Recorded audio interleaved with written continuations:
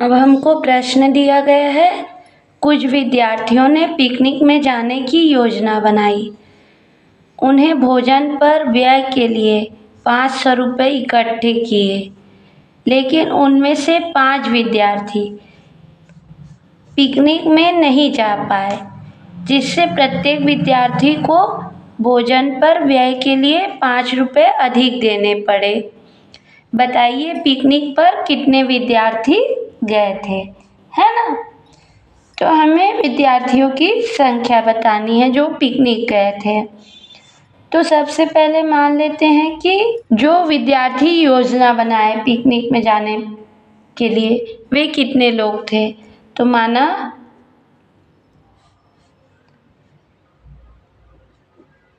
Picnic में जाने की योजना बनाने वाले विद्यार्थियों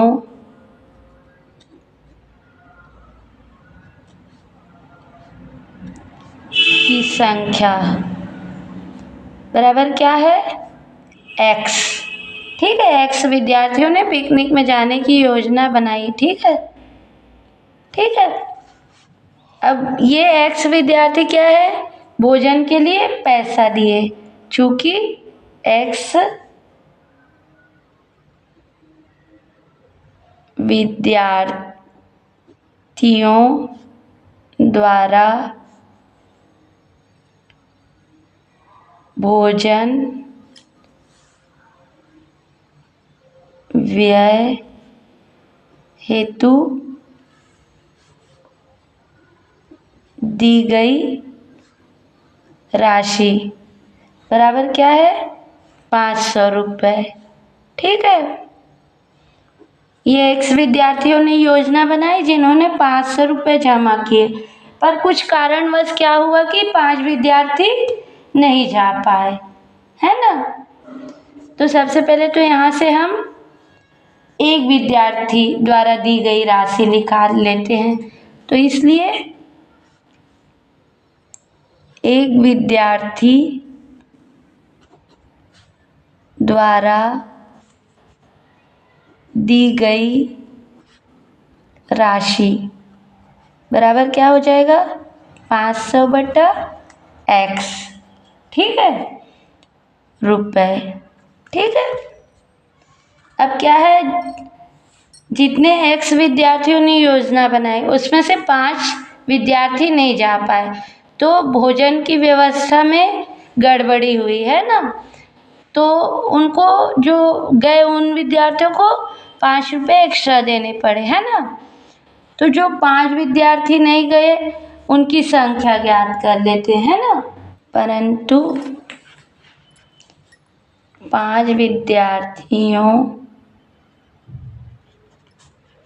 की संख्या कम हो गई।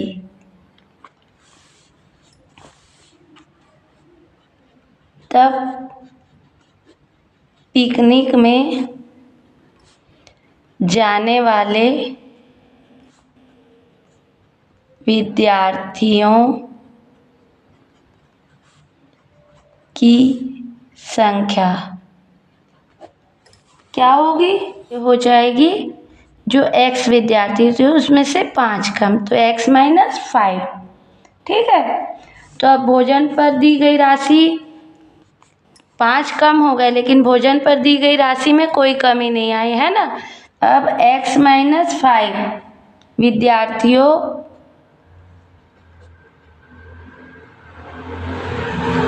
द्वारा भोजन के लिए दी गई राशि बराबर 500। ठीक है, 5 विद्यार्थी कम हुए लेकिन भोजन पर व्यय कम नहीं हुआ है, 500 ही, है ना। अतः एक विद्यार्थी द्वारा भोजन पर दी गई राशि, अतः एक विद्यार्थी द्वारा दी गई राशि, भोजन पर दी गई राशि क्या हो जाएगी, 500 बटा x माइनस 5। अब प्रश्नानुसार क्या बोला है? प्रश्नानुसार क्या बोला है यहाँ पर?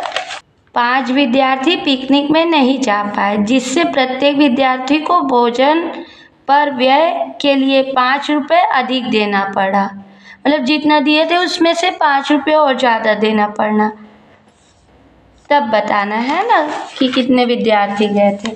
तो प्रश्नानुसार 5 विद्यार्थी के पिकनिक पर नहीं जाने के कारण प्रत्येक विद्यार्थी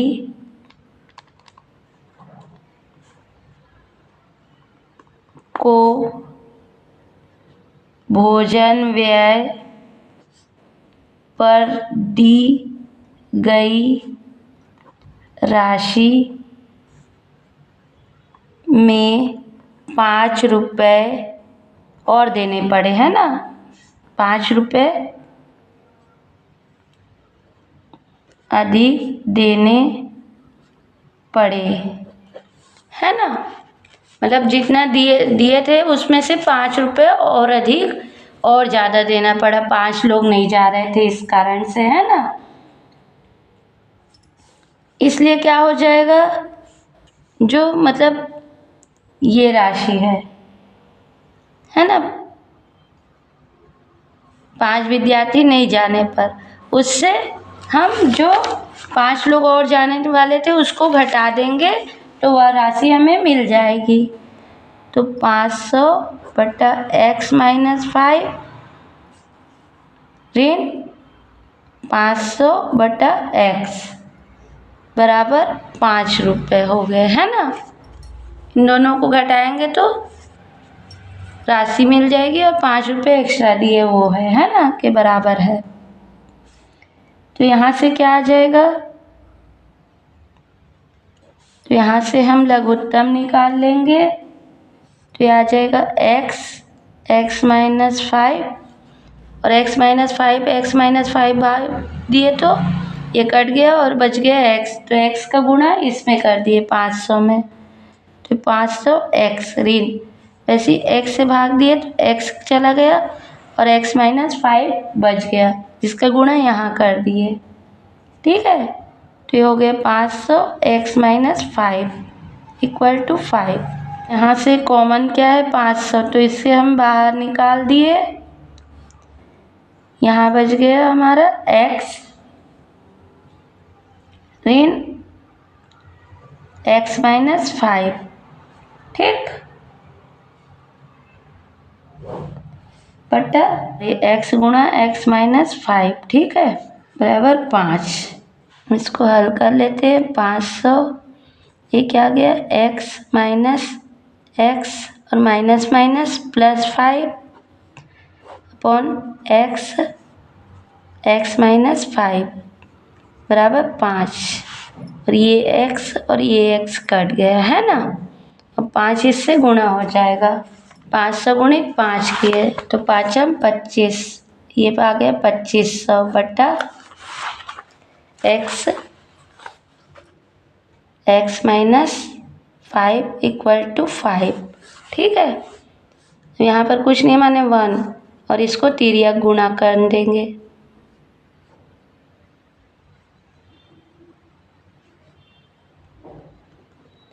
तिर्यक गुणा करने पर तो ये क्या आ जाएगा 2500 ऋण 2500 बराबर 5 गुणित x माइनस 5 और ये x। ठीक है, तो ये क्या आ गया 2500 बराबर 5x का गुणा कर दिए कोष्ठक में अंदर, तो x स्क्वायर माइनस 5 25x। ठीक है, ये सबको ठीक से जमा के लिख लेते हैं। तो 5x स्क्वायर माइनस 25 और ये पक्षांतर कर दिए, है ना। पक्षांतर कर दिए तो ये इधर चला गया और क्या हो गया माइनस में, प्लस में है वो, ठीक है, बराबर 0। अब इसको पूरे को 5 से भाग दे देते हैं सरल करने के लिए। तो ये आ गया x² माइनस यहाँ पर ये क्या है 25x, ठीक है, सॉरी। तो यहाँ पर 5x माइनस 5 से भाग दिए तो 5m 25, 5 शून्यम 5 शून्यम बराबर 0। 5 से भाग दे दिए तो है ना, ये सरल रूप में आ गया। अब हमको इन दोनों का गुणन करेंगे तो जो राशि आएगी है ना, उसको इस प्रकार तोड़ेंगे कि मध्य राशि आ जाए। तो इसे हम क्या लिख सकते हैं, x² माइनस 5 आए है ना घटाने या जोड़ने पर, तो 25x धन 20x कर दिए और प्लस माइनस माइनस हो जाएगा है ना, और 25 में 20 घटाएंगे तो 5 आ जाएगा, 500 बराबर 0, ठीक है। यहाँ से क्या निकल गया x माइनस 5, ठीक है, और यहाँ क्या है प्लस में है ना, प्लस, तो यहाँ से हम प्लस 20 निकाल दिए है ना, तो ये आ गया x ऋण 5, 25 आ जाएगा यहाँ है ना, ठीक, और यहाँ भी 25 रहने देते हैं, x बस बाहर निकाले है ना, ठीक। तो ये क्या आ गया x धन 20 और x माइनस 25 इक्वल टू 0। अब इसके बराबर 0 होगा या इसके बराबर होगा है ना, तो x प्लस 20 बराबर 0 या x माइनस 25 इक्वल टू 0। तो x बराबर माइनस 20 या x बराबर 25, ठीक है। अब ये क्या है ऋणात्मक है, तो विद्यार्थियों की संख्या ऋणात्मक नहीं हो सकती, इसलिए ये गलत मान है, इसलिए ये मान सही है, ठीक है। चूँकि विद्यार्थियों की संख्या ऋणात्मक नहीं हो सकती है, इसलिए x बराबर माइनस 20 मान असंभव है, ठीक है। अतः x बराबर 25 होगा, ठीक है, उत्तर आएगा। इसलिए पिकनिक पर जाने वाले विद्यार्थियों